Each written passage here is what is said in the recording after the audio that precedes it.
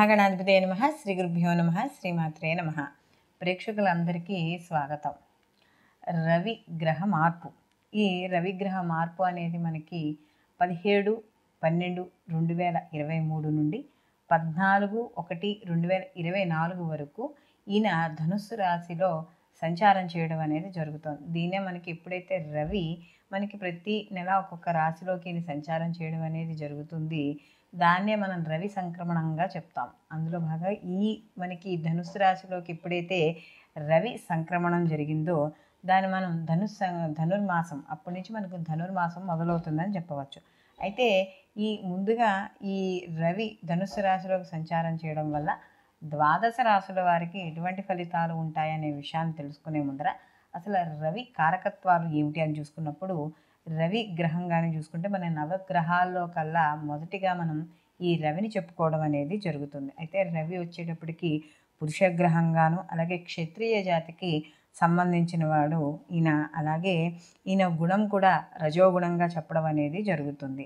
అలాగే రవి యొక్క గ్రహకారకత్వ స్వభావంగానే చూసుకుంటే ఈయనకి ఒక్కోసారి కొద్దిగా కోపం, కొద్దిగా పాప స్వభావం, అలాగే ఏదైనా సరే స్థిరంగా ఒక నిర్ణయం తీసుకున్నప్పుడు స్థిర స్వభావంగా ఉండడం అనేది జరుగుతుంది. అలాగే ఈయన ముఖ్యంగా కానీ చూసుకుంటే ఈ సూర్యుడు మనకి సింహరాశిలో ఉన్నప్పుడు 20 డిగ్రీలలో ఆయనకి మూల త్రికోణంగా మనం చెప్పడం అనేది జరుగుతుంది.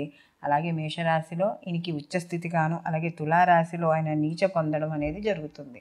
కుజుడికి సహజంగా ఈ యొక్క మనకి ఏదైతే రవి ఉన్నాడో రవికి కుజ చంద్ర అలాగే గురువు మిత్ర నక్షత్ర అంటే మిత్రగ్రహాలుగా మనం చెప్పడం అనేది జరుగుతుంది.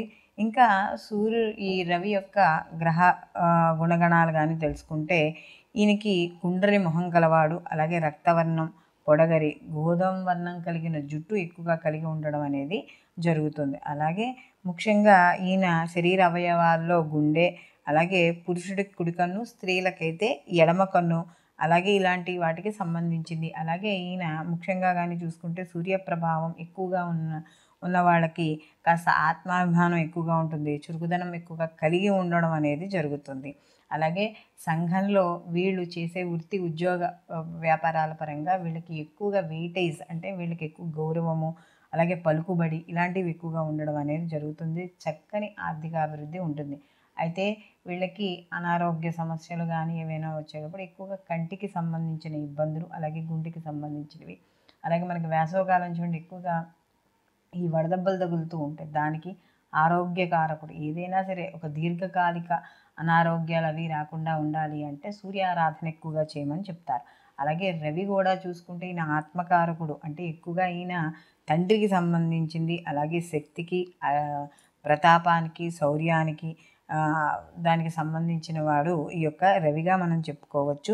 అలాగే ఎక్కువగా ముళ్ళ చెట్లకు పంటల్లో చూసుకుంటే మిరియాలు, మిరపకాయలు, కొబ్బరి, వాము, బియ్యం మొదలైన వాటికి అన్నింటికీ కూడా ఈయన కారకుడుగా చెప్పవచ్చు. ముఖ్యంగా ఈ యొక్క ఏదైతే ఈ రవి ఉన్నాడో ఈ రవి హృదయ సంబంధిత మందులు, వైద్యులు, రిజర్వ్ బ్యాంకు సంబంధిత వృత్తుల్లో కారకత్వాలు ఎక్కువగా వహిస్తాడు. అలాగే ఈ ఆకాశానికి సంబంధించిన వాటి అంటే విమానాలు, విమానాశ్రయాలు, ఖగోళము, అలాగే విమాన చోదకులు అంటే మనకి పైలట్ ఉంటారు కదా వాళ్ళు, ముఖ్యంగా విద్యుత్ సంబంధిత విద్యుత్ ఉత్పత్తి, భూకంపాలు, ఆకాశవాణి, ఇలా అంటే ఈ ప్రచార మాధ్యమాలు ఉంటాయి కదా వాటికి సంబంధించిన వృత్తులు, ఇలాంటి వాటికి అన్నింటికీ కూడా ఈ యొక్క రవి కారకుడుగా మనం చెప్పవచ్చు. కాబట్టి ఇలాంటి రవి కారకుడు ఈ గ్రహాలు కానీ చూసుకుంటే మనకి సూర్యారాధన, ఎవరైతే మనకి ఈ దీర్ఘకాలిక వ్యాధులు వాళ్ళు ఉన్నవారు సూర్యారాధన ఎక్కువగా చేయమని చెప్పడం అనేది జరుగుతుంది. ఇప్పుడు ఈ రవి ఈ గ్రహ సంచారం వల్ల ఈ ద్వాదశ రాశుల వారికి ఎటువంటి ఫలితాలు ఉంటాయి అనే విషయాన్ని తెలుసుకుందాం.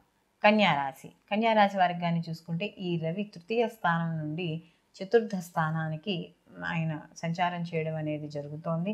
అయితే ఎప్పుడైతే ఇక్కడ చతుర్థ స్థానంలో రవి సంచారం చేస్తున్నాడో సహజంగా మనకి తల్లి, అలాగే వాహనము, గృహము, భూములు ఇలాంటి విషయాల్లో కాస్త కొద్దిగా జాగ్రత్త వహించుకోవాలి. తల్లి ఆరోగ్య విషయాల్లో కాస్త జాగ్రత్త వహించాలి. అలాగే ఇక్కడ కూడా ఈయన చతుర్థ స్థానంలో ఉన్నప్పుడు కూడా ఈయన ఏదైతే మనకి కార్యక్రమాలు ఉంటారో కార్యక్రమాల్లో విఘ్నాలు ఏర్పడడం అనేది జరుగుతుంది. అలాగే ప్రయాణాలు, ఎందుకంటే వాహనాలు మనకి చతుర్థ స్థానం వచ్చేటప్పుడు కూడా వాహనాలు ఇవి కాబట్టి వాటి మీద వెళ్ళేటప్పుడు జాగ్రత్త వహించాలి.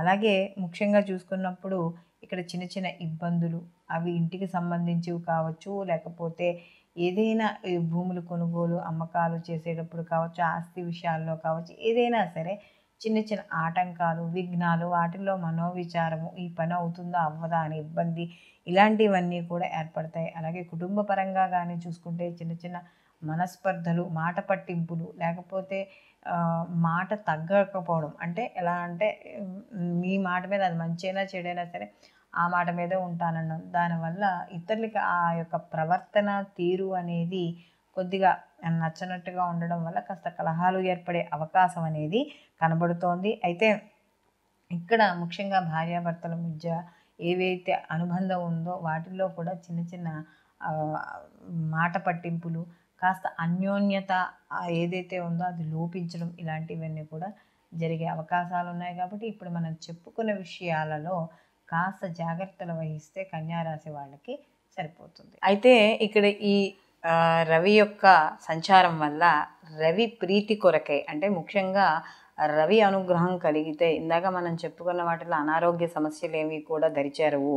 ఆర్థిక అభివృద్ధి కానీ అన్ని రకాలుగాను కూడా వీళ్ళకి అనుకూలంగా ఉంటుంది. ప్రతి పనిలోనూ కూడా ముందుకి వెళ్ళడం అనేది జరుగుతుంది. కాబట్టి ఈ రవి ప్రీతి కొరకై, ఎందుకంటే సూర్యుడికి పళ్ళు ఉండవంటారు, అందు గురించి ఎక్కువగా వీనికి పాయసాన్ని చేస్తారు. అంటే గోధుమతో కలిపిన పాయసాన్ని కానీ, కొంతమంది అన్న పాయసాన్ని కానీ చేయడం అనేది జరుగుతుంది. ఎక్కువగా గోధుమలు అనేవి రవిగ్రహానికి సంబంధించిన ధాన్యం కాబట్టి గోధుమ రవ్వ ఉంటుంది కదా, అది బెల్లము నెయ్యి కలిపిన దాంట్లో కాస్త సుగంధభరితంగా ఉండడానికి కాస్త మనం ఏవైనా యాలకులు, ఇలా జీడిపప్పులు ఇలాంటివి ఏమైనా వేసుకొని చేసుకోవచ్చు.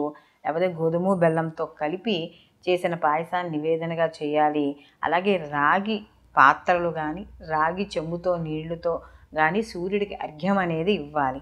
అలాగే రాగి ప్రమిదిలో కానీ దీపం పెట్టి సూర్యుడికి అక్కడ మనం చేసిన, అలాగే రాగి విగ్రహారాధన చేసిన రవిది, ఇలాంటివన్నీ కూడా విశేష ఫలితాన్ని ఇవ్వడం అనేది జరుగుతుంది. అలాగే ఇక్కడ ఆదివారాలు నియమాలు పాటించడం, అలాగే ఆదివారం నాడు మద్యము, మాంసము ఇలాంటి ఏవైతే పనులు ఉన్నాయో ఇలాంటివి చేయకుండా ఉంటే మనకి సూర్యానుగ్రహం కలగడం అనేది జరుగుతుంది. అలాగే ఈ రవి ధనుస్సు రాశిలో సంక్రమణం చేస్తున్న ఈ మనకి 17వ తారీఖు నుంచి 14వ తారీఖు వరకు ఏదైతే సమయం ఉందో ఈ సమయంలో ఆదివారాలు నియమాలు పాటించడం, సూర్యాష్టకము లేదా అరుణపారాయణ లేదా అరుణపారాయణ వినడం, ఇంట్లో మనకి ఇప్పుడు యూట్యూబ్లో దొరుకుతున్నాయి కదా, అరుణపారాయణ వినడము, లేదా మనకి ఈ యొక్క ఏదైతే రాగి పాత్రలో నీళ్లు పోసుకొని అందులో ఎర్రటి పూలని, గంధము అవన్నీ ఉంచి కూడా సూర్యుడికి అర్ఘ్యం ఇవ్వడం, ఆదిత్య హోద పారాయణ చేయడం, ఇలాంటివి ఏవి పాటించినా కూడా సూర్యానుగ్రహం అనేది ఈ ద్వాదశ రాశుల వారికి కూడా పొందడం అనేది జరుగుతుంది. సర్వే జన సుఖినో భవంతు, లోకా సమస్త సుఖినో భవంతు.